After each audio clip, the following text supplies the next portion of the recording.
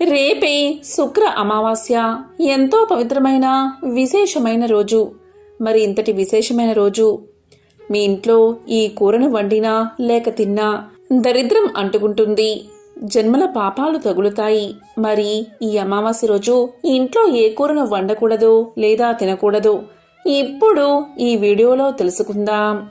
కలబంద మొక్క చాలా శక్తివంతమైనది. కలబంద మొక్కలో త్రిమాతలు ఉంటారు: పార్వతీదేవి, లక్ష్మీదేవి, సరస్వతీదేవి. ఈ ముగ్గురు దేవతలు కూడా కలబంద మొక్కలో కొలువై ఉంటారు. ఔషధ మొక్కగా కలబంద ప్రసిద్ధి చెందింది. ఎక్కువగా చర్మ సంబంధిత ఉత్పత్తుల్లో, ఇతర ఉత్పత్తుల్లో కలబంద మొక్కను విరివిరిగా వాడుతూ ఉంటారు. కలబంద మొక్కను ఇంట్లో పెంచుకోవడం వల్ల ప్రతికూల శక్తులన్నీ తొలగిపోతాయి, సానుకూల శక్తులు మీ ఇంట్లోకి ప్రవేశిస్తాయి. ఇక అమావాస్య రోజు కొన్ని పరిహారాలు పాటించడం వల్ల ఇంట్లో ఉండే దరిద్రాన్ని పోగొట్టుకోవచ్చు, లక్ష్మీదేవిని మన ఇంట్లోకి ఆహ్వానించవచ్చు.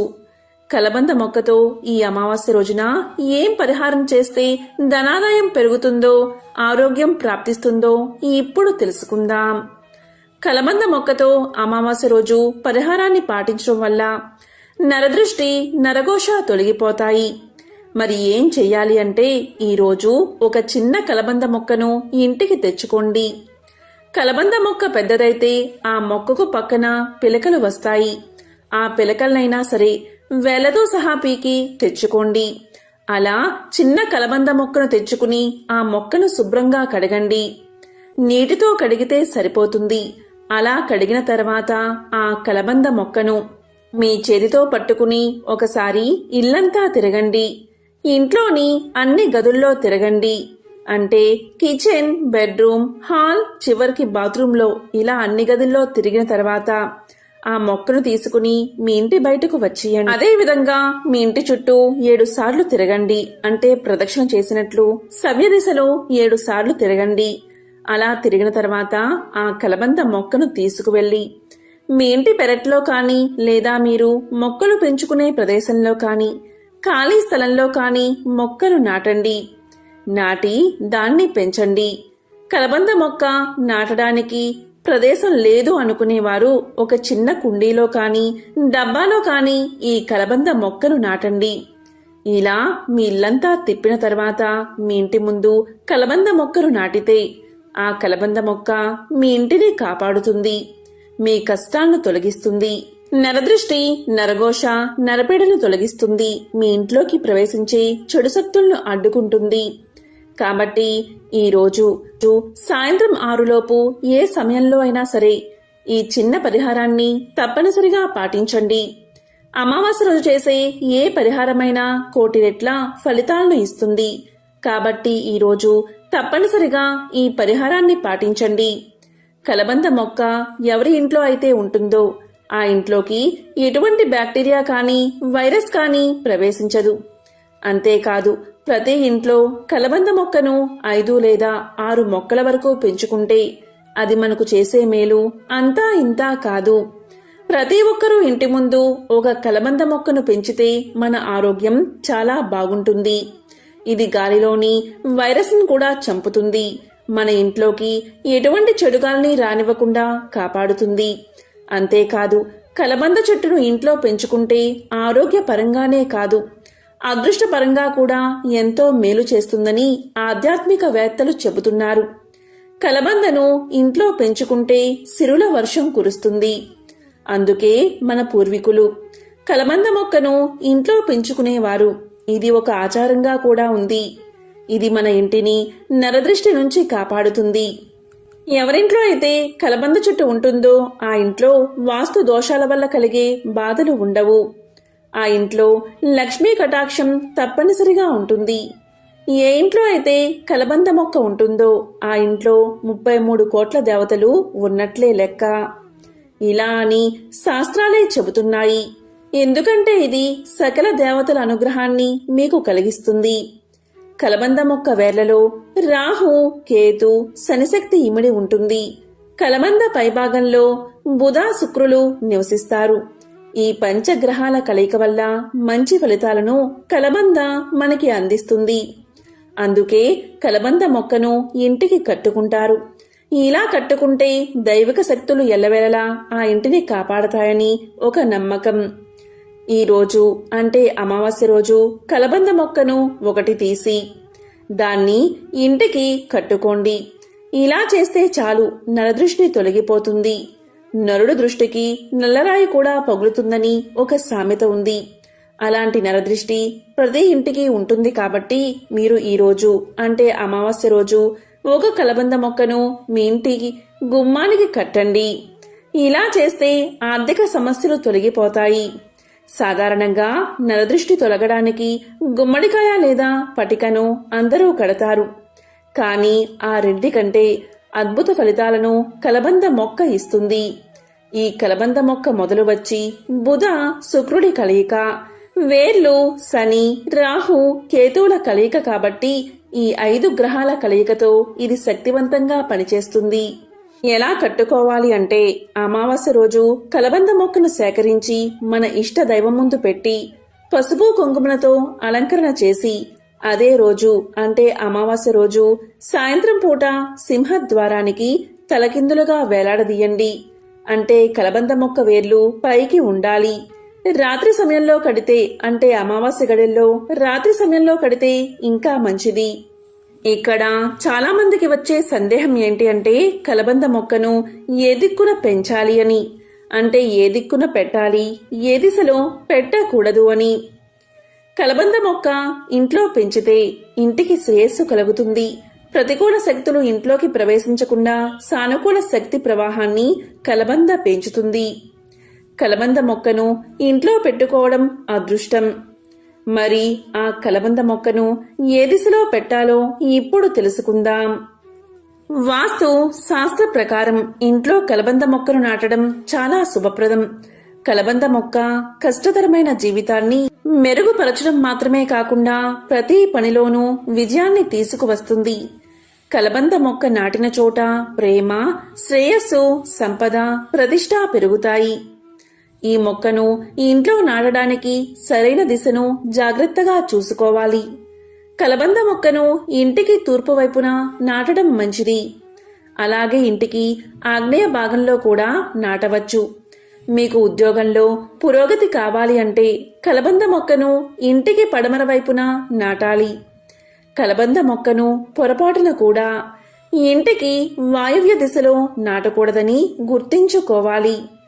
వాస్తు ప్రకారం ఈ మొక్కను ఇంట్లో వాయువ్య దిశలో నాటడం వల్ల అనేక ఇబ్బందులు వస్తాయి. ప్రతికూల పరిస్థితులు ఎదుర్కోవాల్సి వస్తుంది. వాస్తవంగా వాస్తు ప్రకారం కలబంద మొక్క పెడితే అనేక సమస్యలు తొలగిపోతాయి. కలబంద మొక్కను ఇంట్లో నాటడం వల్ల ఇంట్లో పాజిటివ్ ఎనర్జీ పెరుగుతుంది. ఇంట్లో ఉన్న నెగటివ్ ఎనర్జీ తొలగిపోతుంది. కుటుంబంలో సంతోషం వెల్లి విరుస్తుంది. ఈ ఇంటికి ఆగ్నేయ దిశలో కలబంద మొక్కను పెంచడం వల్ల డబ్బు, ప్రమోషన్లు లభిస్తాయి.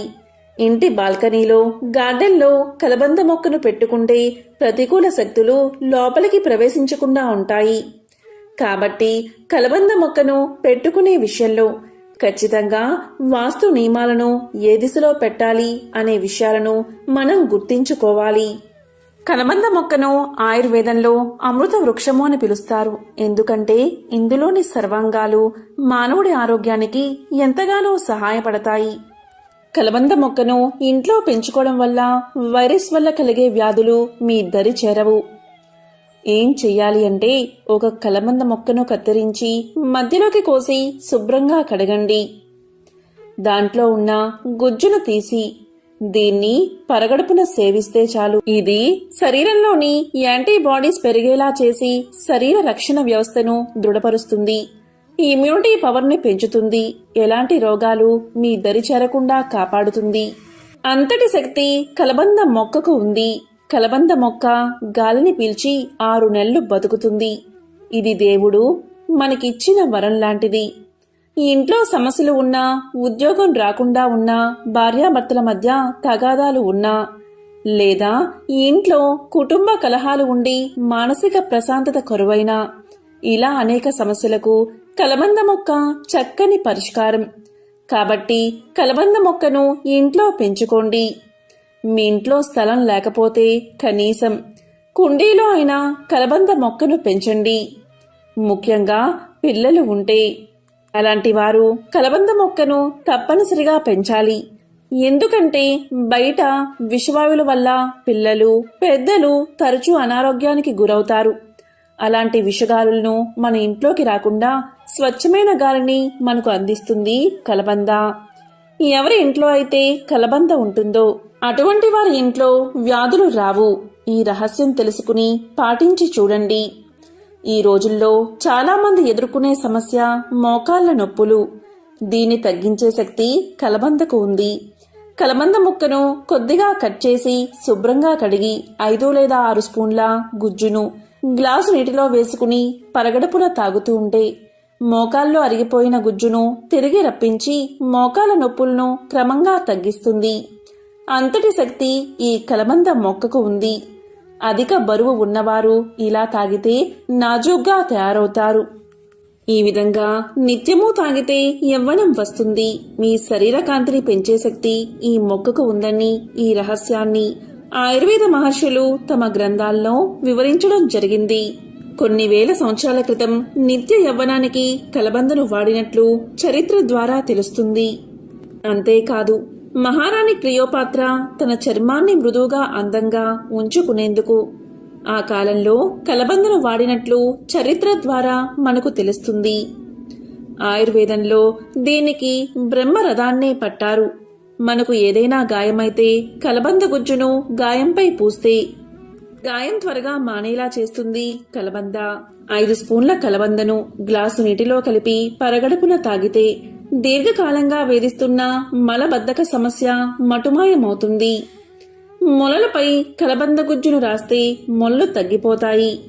కళ్ళ కలకగా అయినప్పుడు కలబందను కళ్ళు మూసుకుని కళ్ళపై పెట్టుకుంటే కళ్ళ కలకలు తగ్గుతాయి. శరీరంలో వేడి తగ్గడానికి కలబంద గుజ్జు బాగా ఉపయోగపడుతుంది. 5 స్పూన్ల కలబంద గుజ్జును నీటిలో వేసుకుని గ్లాసు నీటిలో వేసుకుని తాగితే ఎంతటి వేడైనా క్షణాల్లో తొలగిపోతుంది. పంటి నొప్పి వంటి సమస్య ఉంటే కలబందను వాడితే ఆ సమస్య తగ్గిపోతుంది. కలబంద గుజ్జును 3 రోజులకొకసారి తలకు మర్దనాగా పట్టించి 2 గంటల తర్వాత తలస్నానం చేస్తే నరాలకు శక్తి వస్తుంది, తలనొప్పి తగ్గుతుంది, కంటిచూపు మెరుగుపడుతుంది. ఈ విధంగా కలబంద మనకు ఎన్నో విధాలుగా ఉపయోగపడుతుంది. కాబట్టి ఈరోజు మీకు స్తోమత ఉంటే మీ ఇంటికి వెండి వస్తువును తెచ్చుకోండి. వెండి ప్రతిమ లేదా లక్ష్మీదేవి కాయిన్ను ఇంటికి తెచ్చుకోండి. ఈ విధంగా వెండిని ఈ రోజు కొని ఇంటికి తెచ్చుకుంటే అద్భుత ఫలితాలు కలుగుతాయి. మీరు ఖచ్చితంగా ఈ రోజు లక్ష్మీదేవికి ఎంతో ఇష్టమైన కళ్ళ ఉప్పు లేదా రాళ్ల ఉప్పు లేదా సముద్రపు ఉప్పుని, కళ్ళు ఉప్పును వివిధ నామాలతో పిలుస్తారు. ఒక 10 రూపాయలు పెట్టి లక్ష్మీదేవికి ఎంతో ఇష్టమైన ఉప్పును కొని ఇంటికి తెచ్చుకోండి. మీ ఇంట్లో ఉప్పు ఉన్నా సరే విడిగా ఈ విధంగా కొని ఇంటికి తెచ్చుకోండి. ఎందుకంటే లక్ష్మీదేవికి ఉప్పు అంటే చాలా ఇష్టం. ఎందుకంటే పాల సముద్రాన్ని చిలుకుతున్న సమయంలో లక్ష్మీదేవి సముద్రం నుంచి ఉద్భవించింది. అందుకే లక్ష్మీదేవిని క్షీర సముద్రరాజు తనయ అని పిలుస్తారు. ఉప్పు కూడా సముద్రం నుంచే లభ్యమవుతుంది. కాబట్టి లక్ష్మీదేవికి ఎంతో ప్రీతికరమైన ఉప్పును కొని ఇంటికి తెచ్చుకోండి. మరి ఈ ఉప్పును ఏం చేయాలి అంటే, మీరు సాయంత్రం అంటే అమావాస్య రోజు సాయంత్రం లక్ష్మీదేవికి పూజ చేసే సమయంలో ఈ ఉప్పును ఉపయోగించి ఉప్పు దీపాన్ని వెలిగించండి. ఈ ఉప్పు దీపాన్ని ఐశ్వర్య దీపము అని పిలుస్తారు. మనం ఎంతో కష్టపడి సంపాదించిన సంపద నిలవకుండా వచ్చింది వచ్చినట్లు ఖర్చవుతూ ఉంటుంది. అప్పుడు తీరకుండా వడ్డీలు పెరిగిపోతూ ఉంటాయి. వ్యాపారంలో లాభాలు లేకుండా ఇబ్బందులు ఉన్నవారికి, అరకొర జీతంతో ఆదాయం పెరగని వారికి, బాగా జరుగుతున్న వ్యాపారం వివిధ కారణాల దృష్ట్యా సరిగ్గా జరగకుండా ఉన్నవారికి, కొత్తగా ఏదైనా వ్యాపారం మొదలుపెట్టిన వారికి, అభివృద్ధికి అస్సలు ఏ ఆదాయం ఉపాధి లేని వారికి ఈ ఐశ్వర్య దీపం మంచి పరిహారం. ఈ అమావాస్య రోజు సాయంత్రం ఒక పెద్ద ప్రమిదను తీసుకుని దానికి పసుపు కుంకుమ రాసి దాంట్లో ఒక 1/4 కిలో రాళ్ల ఉప్పు వేసి దానిపైన 2 ప్రమిదలు ఒకదాని మీద ఒకటి పెట్టి ఆ ప్రమిదిలో నూనె కానీ నెయ్యి కానీ పోసి 2 ఒత్తులు ఒక్కటిగా వేసి వెలిగించాలి. ఇలా చేసి లక్ష్మీ అష్టోత్తరాన్ని చదువుకోవాలి. ఇలా చేస్తే చాలు ఆ లక్ష్మీదేవి యొక్క సంపూర్ణ అనుగ్రహం మీకు కలుగుతుంది. ఈ విధంగా దీపారాధన చేశాక అమావాస్య రోజు పూర్తయ్యాక మరుసటి రోజు ఆ ప్రమిదలోని ఉప్పును తీసి నీటిలో కలపండి. వీలు కానివారు ఇంటి బయట ఎవరూ తొక్కని ప్రదేశంలో పోయండి, లేదా చెట్టు మొదట్లో వెయ్యండి. ఇక ఈ అమావాస్య రోజు ఖచ్చితంగా తెచ్చుకోవాల్సిన మరొక వస్తువు ఏంటి అంటే పటిక. దీనిని ఏలం అని పిలుస్తారు. ఒక 1/2 కిలో పటిక తెచ్చుకోండి. తెలుపు రంగులో ఉండే పటికంటే అమ్మవారికి చాలా ఇష్టం కాబట్టి ఈరోజు ఉప్పు ప్యాకెట్ కానీ వెండి కాయిన్ కానీ లేదా పటిక కానీ తెచ్చుకోండి. ఇటువంటి పరిహారాలు పాటించి శివ పార్వతుల లక్ష్మీనారాయణల అనుగ్రహాన్ని పొందండి. శుక్ర అమావాస్య రోజు ఇంట్లో ఏ కూరను వండకూడదు, అలాగే తినకూడదు అంటే అదే మాంసాహారం. ఈరోజు పొరపాటును కూడా ఇంట్లో మాంసాహారాన్ని అస్సలు వండకండి, అలాగే తినకండి. ఎందుకంటే అమావాస్య శుక్రవారంతో కలిసి వచ్చింది. లక్ష్మీదేవికి ఎంతో ప్రీతికరమైన రోజు ఇది. మరి ఇంతటి విశేషమైన రోజున మీరు పొరపాటున కూడా మాంసాహారాన్ని అస్సలు వండవద్దు, అలాగే తినవద్దు.